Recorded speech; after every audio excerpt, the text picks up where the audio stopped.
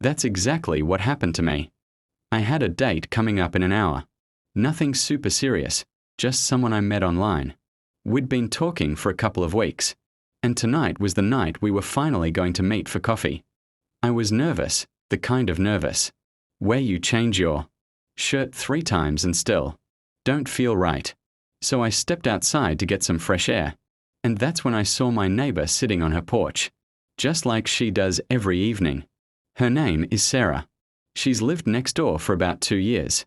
We've done the whole neighbor thing, borrowed sugar, grabbed each other's mail when someone was out of town. Small talk about the weather. Nothing deep. She's always been friendly, but I never really thought about her as anything more than the woman who lives next door. You know how it is. Sometimes the most obvious things are right in front of you, but you just don't see them. So I walked over, half joking, half serious, and I asked her. I said, "Hey, do I look fine? I have a date tonight." I was expecting her to laugh. Maybe give me a thumbs up or tell me to lose the jacket. Something casual, something neighborly. But she didn't do any of that.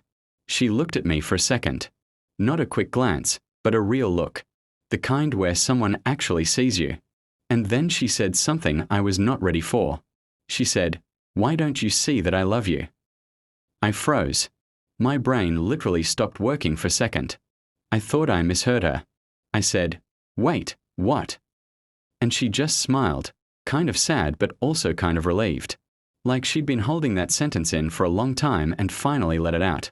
She said, "You heard me. You come over here asking about looking fine for some stranger, but you've never once asked me how I feel. So here it is. I love you. Have for a while now." Now, here's the thing. This is the part of the story where most people expect me to say that I dropped everything, cancelled the date, and rode off into the sunset with Sarah. But that's not what happened. Because real life is messy. Real feelings are complicated. And sometimes, the truth shows up at the worst possible time. I didn't know what to say. I stood there like a statue. My date was waiting. My neighbor was confessing. And I had about 45 minutes to figure out what the heck I was going to do. So I did something that might sound crazy. I said thank you. That's it. Just thank you. And then I went back inside my apartment and closed the door. Let me pause here for a second. Have you ever had someone tell you they love you, and you just weren't ready to hear it? Maybe you were focused on something else. Maybe you were chasing something shiny and new while something real and solid was sitting quietly right next to you. There's actually a psychological reason why we do this. It's called inattentional blindness. It's a fancy term that basically means when you're focused on one thing, you completely miss everything else around you, even if it's obvious. There's a famous study where people were asked to count how many times a group of basketball players passed a ball. In the middle of the video, a guy in a gorilla suit walked right through the screen, and more than half the people didn't even see him. They were too busy counting passes. That's exactly what I was doing. I was so busy counting the passes of online dating and new connections that I completely missed the gorilla in my own backyard. So there I was, standing in my living room, looking at my phone.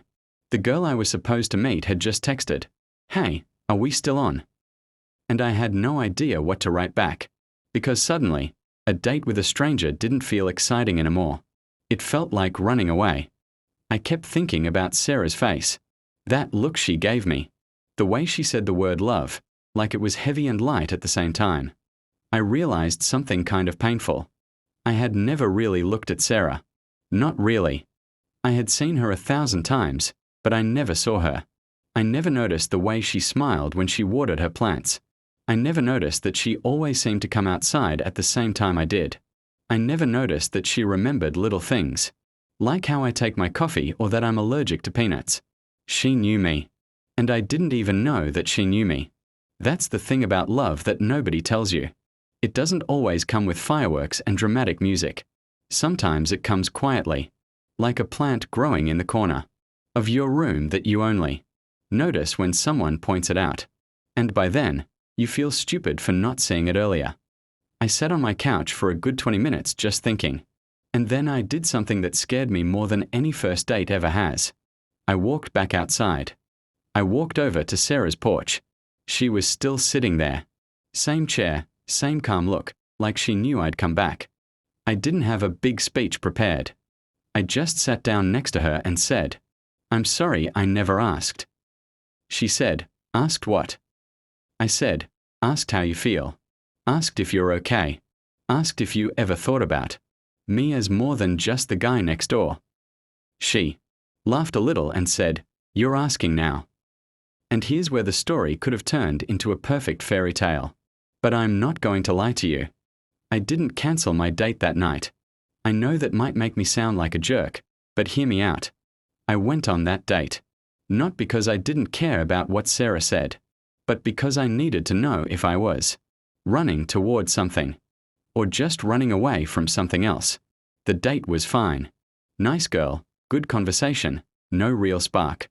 And the whole time, I kept thinking about Sarah, about how easy she is to talk to, about how she already knows my weird habits, about how love shouldn't feel like a job interview where you're trying to impress someone. It should feel like coming home.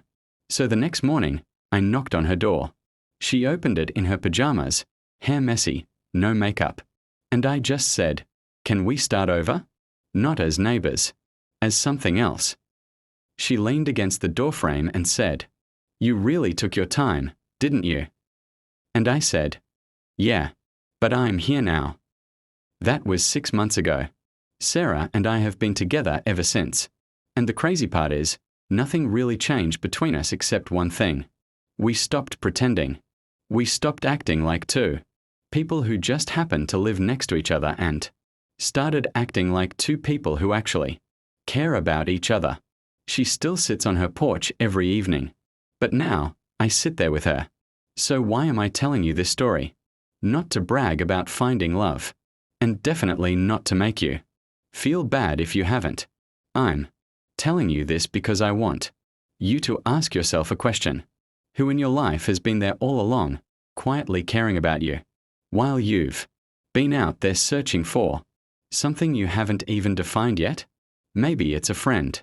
Maybe it's a coworker. Maybe it's someone who texts you every morning just to say hi, and you've been leaving them on read.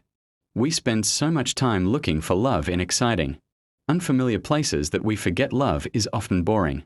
And by boring, I mean stable. I mean reliable. I mean showing up every day without needing a parade thrown in its honor.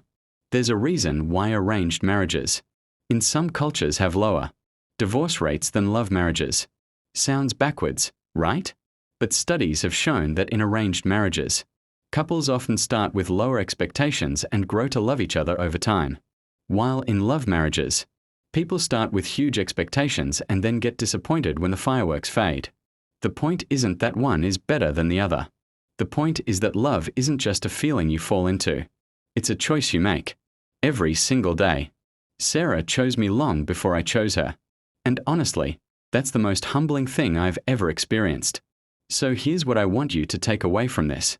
Stop ignoring the people who are already in your corner. Stop treating the ones who care about you like they're just part of the background. Look up from your phone. Look across the street. Look at the person who remembers your birthday without Facebook reminding them. Look at the person who checks on you when you've been quiet for too long. That's not nothing. That's everything. And if you're lucky enough to have someone like that in your life, don't wait until they have to say, "Why don't you see that I love you?" Don't make them spell it out for you. Turn around and see them before they have to. Raise their hand and ask for your attention. As for me and Sarah, we are still next door neighbors. Technically. But we are talking about getting a place together. Somewhere with a bigger porch. Because some things are too good to keep on one side of the fence. If this story hit a little close to home, I made another video about the signs you're missing when someone truly cares about you. It's popping up on your screen right now. Click it before you forget.